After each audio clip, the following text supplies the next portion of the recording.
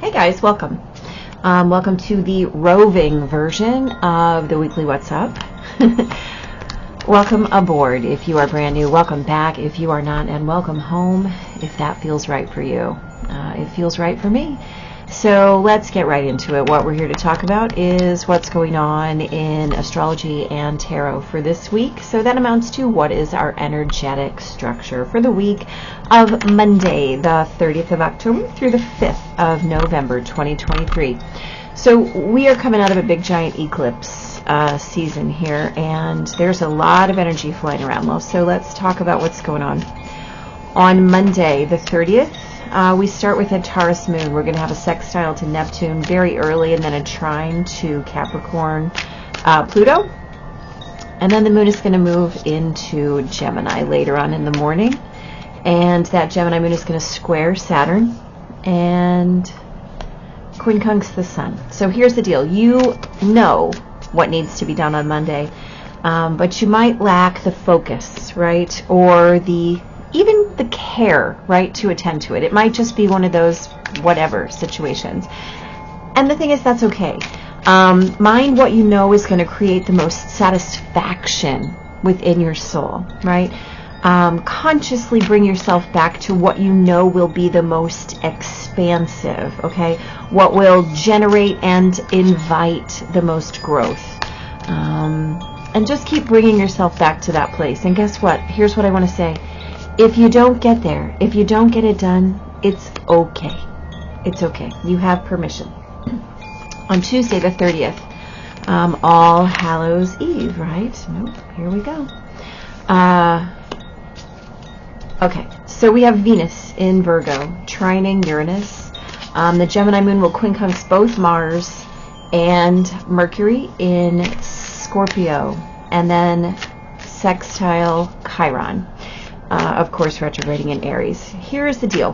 Home, and when we talk about home, especially in relation to Venus, what we're talking about is that sense of what home smells like, what it tastes like, what it sounds like. It's that self-reflexive place only you can know within your heart and soul where home is.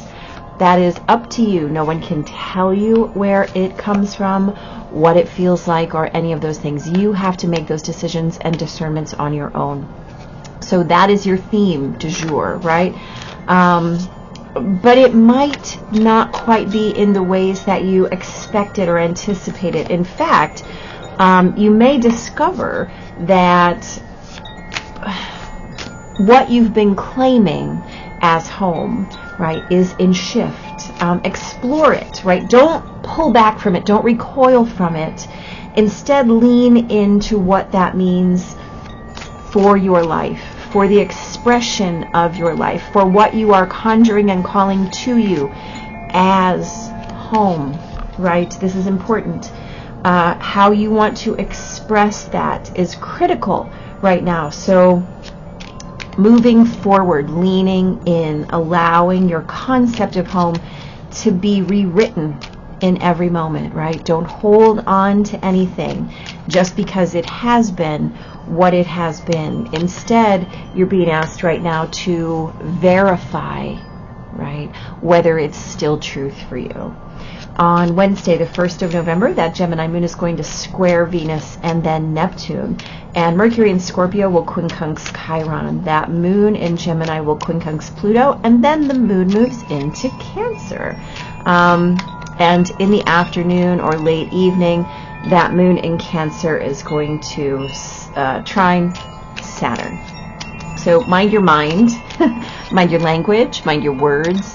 Mind your deeds, right? This is one of those days that might feel very unclear. It might feel blurry, and that's okay, right? It also might feel like a bombardment of your spirit that conjures old patterns. Here's the deal. Choose mindful. Choose to stay open. You may want to contract, resist that urge. Choose what you can do now over what you have done in the past, and create an area of grace for yourself in every way on every single level, remember that you can be no other than what you are. So claim it, right, and move from there. On Thursday the 2nd, that Cancer moon will trine the Sun, sextile Jupiter, and trine Mars. So remember that you're the fulcrum of the balance to your own growth and evolution, right? So Thursday is a day to insist upon your own depth of shift, right? Maintain your presence and know, right? Know that what you're building is of majestic and nebulous nature. So let the universe fill in the place where you have questions, where it's unknown, where it's a space of yet, right? Your action is the action of faith. So let that be. Let that be. On Friday the 3rd, the Sun in Scorpio will oppose Jupiter. The Moon in Cancer will square Chiron, trine Mercury, and sextile both Uranus and Venus. Also trining Neptune before before Venus opposes Neptune, right? And then before the day changes, that Cancer moon is going to oppose Pluto. So this is a day of octaves, right? Both divine and personal. And here's the deal. Those notes within those octaves are going to be absolutely clear as bells on Friday. How you call your reality to you is the determining factor through which no opacity will be able to last. So your goal is to become transparent, right? Just become transparent. See through it as whatever it wants to present, and understand that that's what you're doing now. On Saturday the 4th, happy birthday to my BFF. As a birthday gift to her at 2:03 a.m. Central Time, Daylight Savings Time also, Saturn moves direct, right? The moon will also move into Leo mere moments after that. So then that Leo moon is going to quincunx Saturn, and Mercury in Scorpio will oppose Uranus, and then that Leo moon is going to square Jupiter. So it's a day of big, bold moves, right? That's what's going to punctuate your energy on Saturday. So remember to move slowly, right? You're going to feel like you want to go. Move slowly. It's always better than stepping into something that might not be pleasant, right? And that's a huge risk given the energy of the day. And it's also a huge risk given that this is a day where loose lips can definitely sink ships. So practice real deliberation and let your mindfulness speak for you, right? You can do it. Sunday, the 5th of November, the Leo moon will square the Sun.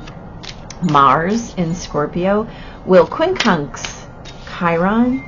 The Leo moon will trine Chiron, square Mars, and then square, that's funny, for the week of Saturn direct, right? That makes me laugh. And then square Uranus. So on Sunday, you want to be seen, but you also want to be hidden, right?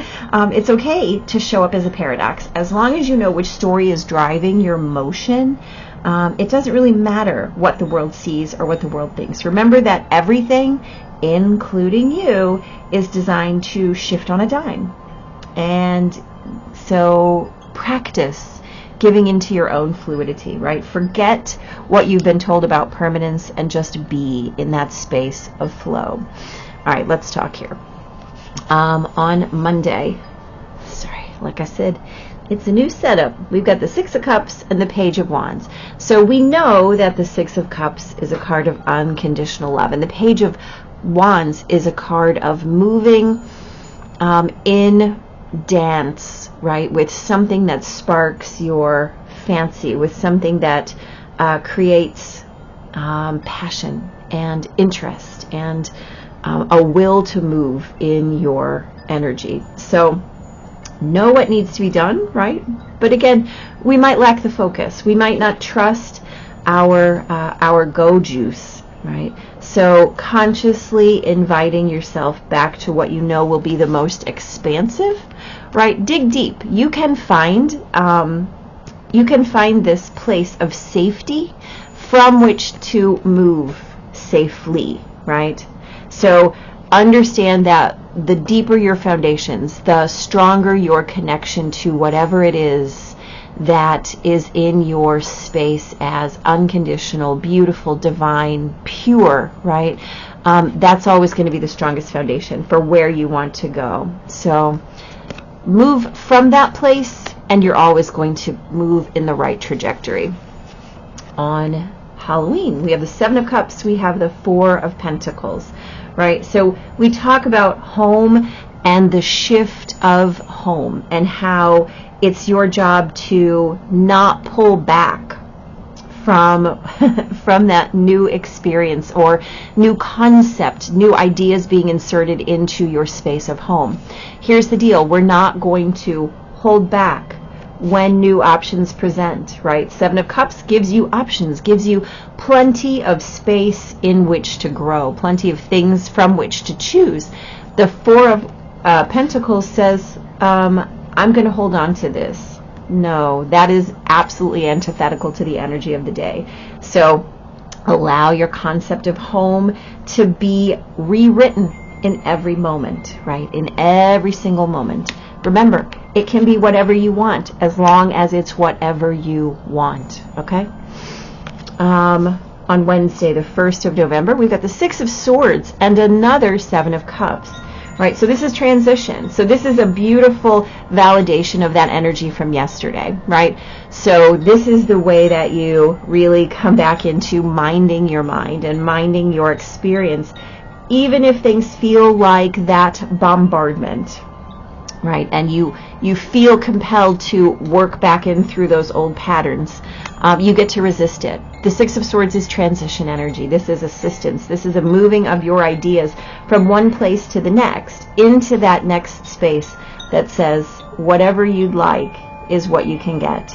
All you have to do is be willing to change your mind, right? So we talked about this being a day of minding your mind and minding your words and definitely creating that space for you to move forward. Claiming the space that you're in and whichever option you choose from this buffet table that is offered to you. On Tuesday, the 2nd, we've got the Two of Pentacles, right? How do you balance these choices? And the the Eight of Swords, which says, am I safe to move? I don't believe I can. Well, guess what? The 6 already says, yes, you're in motion. So if you are the fulcrum of your balance, and we know this, right? The Two of Pentacles is the fulcrum around which we balance everything that's moving in our lives. And we want to insist on our own depth of shift, then we have to be willing to let go of the things that have been holding us back, the ideas that have been allowing us to believe that we're stuck, right? This is faith. Yes, I can balance. I don't need to be afraid. I am that point in the center. I'm the calm center amid a maelstrom of chaos, right? No, you've got this. Just be willing to witness the space you're in and know that that balance happens for you. On the 3rd, Friday, we've got the Page of Pentacles and the Five of Pentacles. So the Page is something new that comes in that allows you to move away from this concept that you're missing out, that you're lacking something, that there is or ever could be scarcity in your field, right? We talked about this as a day of divine octaves, right? The Earth, right? Venus, 3D reality, and Neptune, divine reality in opposition. And as those balance, you have to remember that you are that which moves between those things. You are in constant manifestation, and so there's nothing that you could be lacking. It's impossible, in fact. there is no opacity, and your best option is to realize that you can become transparent and move through those dimensions easily and manifest through them as the power that you are, right? As long as you're aware that that's what you're doing. On Saturday the 4th, again, happy birthday to my BFF. We have the Five of Wands and the Page of Swords. Again, we're talking about new ideas coming in that allow you to move through something. And this Five of Wands is that energy that allows you to be stuck, right?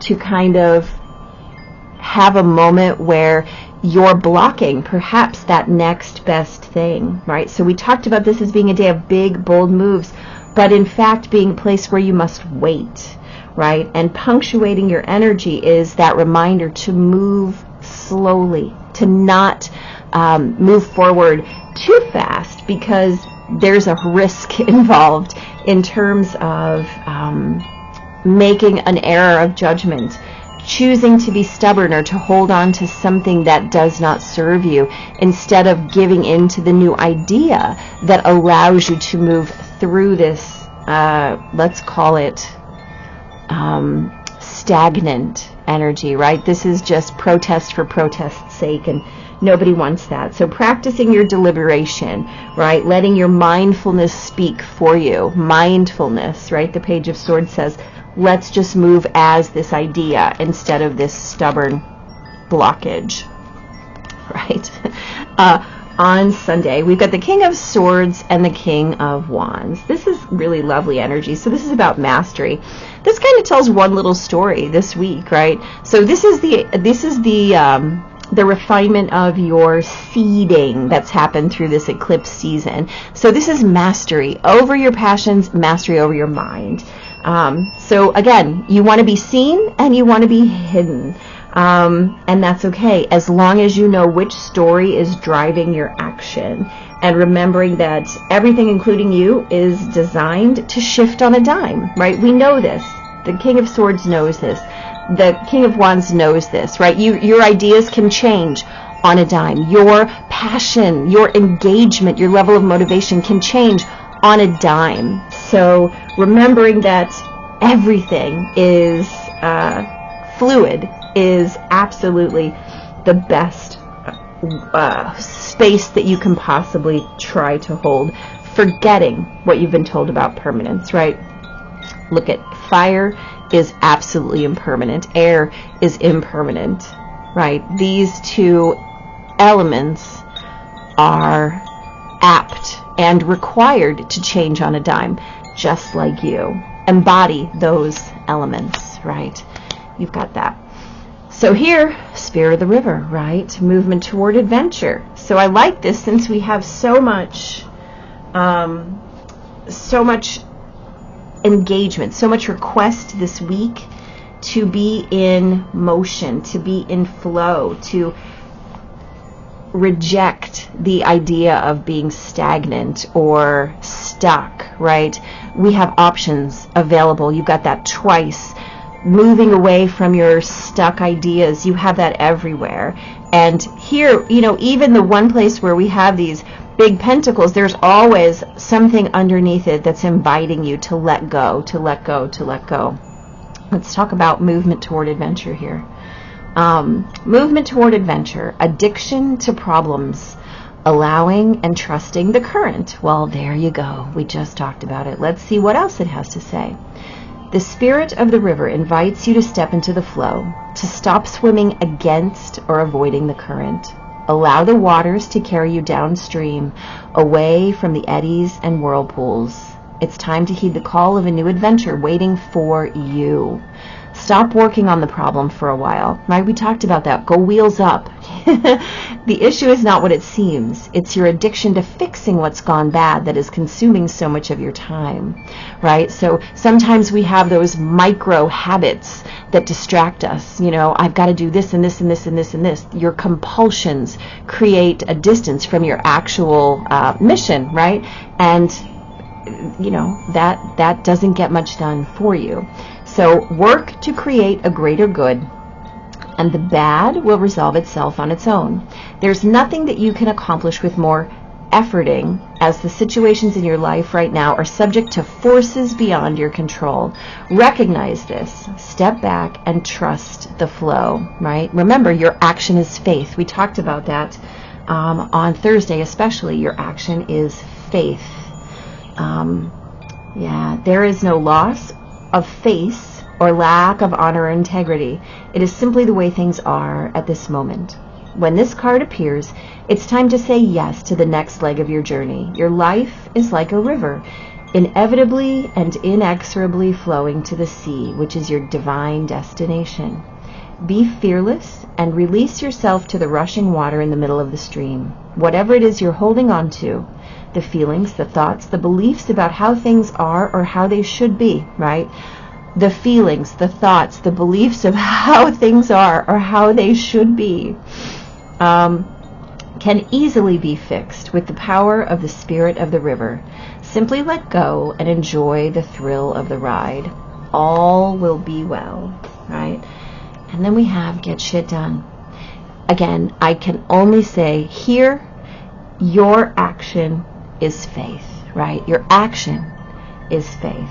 So that is your practice for this week, guys. I'm glad to be back. I'm sorry I missed a week. It was not my intention, but was definitely inevitable. I am relieved and happy and grateful to be back among you. And be blessed, right? Be blessed every day.